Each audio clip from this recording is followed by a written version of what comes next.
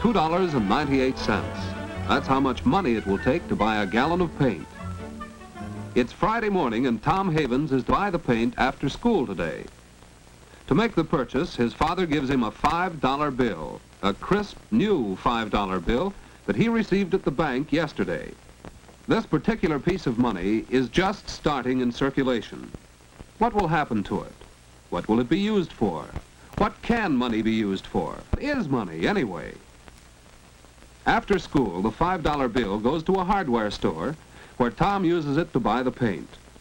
This is one of the most common ways in which we all use money, as a medium of exchange for goods. Tom exchanges a certain amount of money for a gallon of paint. The clerk naturally accepts the money, and he gives Tom a smaller amount of money in change. And so the $5 bill has found its way into this cash register. But it doesn't stay long. It's to be used to pay Mr. Kelly an electric work he has just done in the store. The store is not paying for wire or fixtures, special services.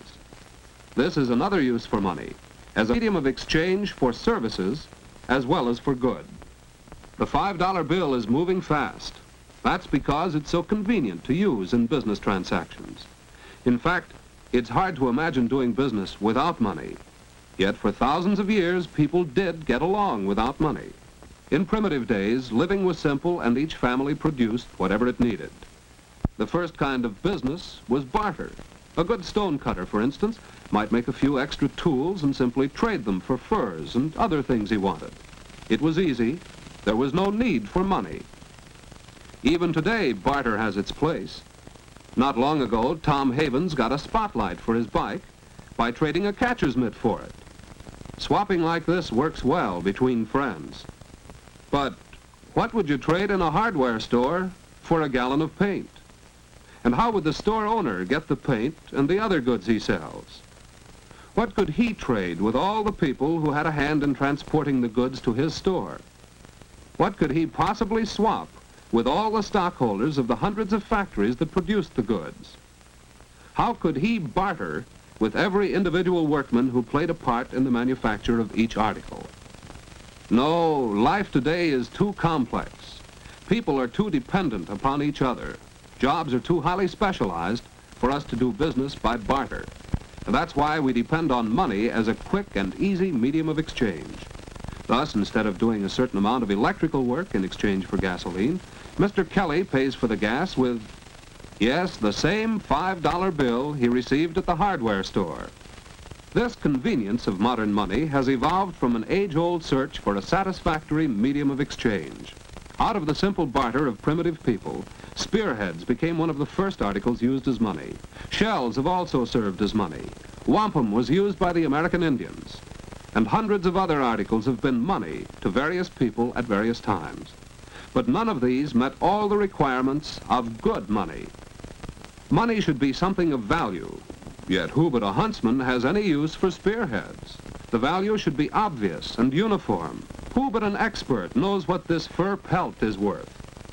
Money should be easy to carry about. Metal rods certainly aren't. Money should be divisible. How do you make change when the price is half a cow? Money should be durable. Too much salt money got caught in the rain. Out of such trying experiences, gold and silver emerged as the most durable, most convenient, most satisfactory money. For greater convenience, men started stamping out gold and silver coins with values imprinted on them. Later, governments took over the exclusive function of coining money, because unscrupulous men began to cover cheap metal discs with gold and silver plating. So today in the United States, any money is counterfeit and so worthless unless issued by the federal government, and anyone who knowingly tries to spend counterfeit money may be fined a large amount and sent to jail. The coins we use are made in one of the 3 mints of the United States Treasury, located in San Francisco, Denver, and Philadelphia. And from the Bureau of Engraving and Printing in Washington comes our paper money, including, of course, the $5 bill of this story. This represents the final stage in the evolution of modern money. For while metal coins are handy for dealing in small amounts of money, when transactions require larger amounts, paper money is far more practical. A $5 bill, for example, is much easier to handle than, say, $5 in dimes. And just imagine buying something that costs $100 and paying for it with 10,000 cents. So the values of the money we use every day are the values fixed by the government. The paper bills and even the coins are not in themselves actually worth the amounts they represent. Their face values, however, are guaranteed not only by huge reserves of gold and silver, but by the stability of the government, which fixed those values. As long as people remain confident that our government is strong and secure, they will continue freely to accept and spend its money without questioning the value, as they have done with our $5 bill, which is now about to move again, because Mrs. Moore has come in to cash a check. A check is not money. It is one kind of substitute for money. Its value is guaranteed not by the government, but by the person who signs it. Since the man at the filling station knows Mrs. Moore, he is willing to take her word that she has enough money in the bank to make the check good. So he cashes it for her. Saturday morning finds the $5 bill still in Mrs. Moore's purse. How will she use it? Good morning. May I help you? Yes. Can you tell me the price of those bookends in the window? Yes, that pair is $8.75 and most attractive. I'm afraid that's more than I care to spend. Do you have a cheaper pair? I do have one pair left that's an exceptional value. It's really worth $6.50, but it's on sale at just $5.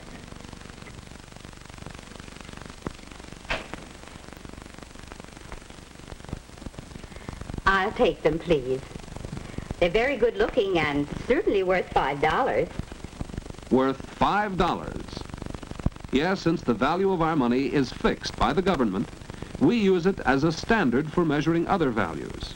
So money is not only a medium of exchange, but also a standard of value.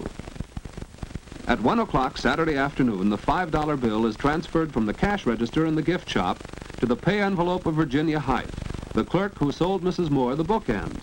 And when Miss Height goes to spend the bill, she learns how money serves still another purpose. Hello. Do you want to make another payment on your radio? Well, yes. But I see the price has gone up since I bought it. Oh, don't worry about that. You have to pay only the original price of $30. Oh, I'm glad to hear that. Your balance is just $15. I was so sure the price when I bought it was only $30. So we see how money serves as a standard for future payments, a yardstick by which we measure the value of anything bought or sold to be paid for in the future. But what of the $5 bill? Soon its adventures take a strange turn. This radio shop is where Tom Havens works after school and on Saturdays. When he's finished his work for the week, he gets a $5 bill. As we have seen, it could be the same $5 bill his father gave him to buy the paint. And where did his father get it? From the bank, and it's going back there. Tom deposits the $5 bill in his savings account. He deposits his money every week, storing it up for his future needs. This way, he's using money as a storehouse of value. Thus, our $5 bill has completed one round trip from the bank and back. Tom first used it as a medium of exchange for goods. Mr. Kelly received it as a medium of exchange for services. It was convenient for him to carry around and use for any business transaction. And no one ever questioned that it was worth $5 because its value has been fixed and guaranteed by the government. When Mrs. Moore made her purchase, she used money as a standard of value. And Miss Height found that money is also a standard of future payments. When the bill returned to Tom, he used it as a storehouse of value. Now it's back in the bank, but it will pass through many, many more hands before it is worn out and withdrawn from circulation. It may even go along with some world traveler who will soon exchange it for an equal value of money of some other nation. For modern money, convenient to use, easy to recognize, and universally accepted for the value fixed by a stable government, It is money which makes possible our complex international society of business, trade, and travel.